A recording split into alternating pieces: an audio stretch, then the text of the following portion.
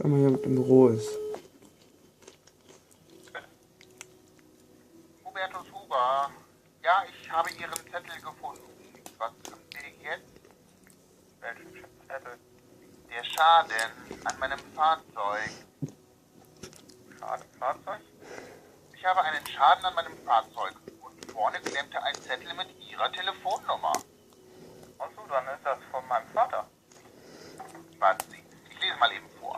Verehrter Verkehrsteilnehmer, aus Parken habe ich den Abstand wohl falsch eingeschätzt. Für die Beule komme ich auf. Leider habe ich keine Zeit, auf Sie zu warten. Bitte rufen Sie mich an. Ja. Das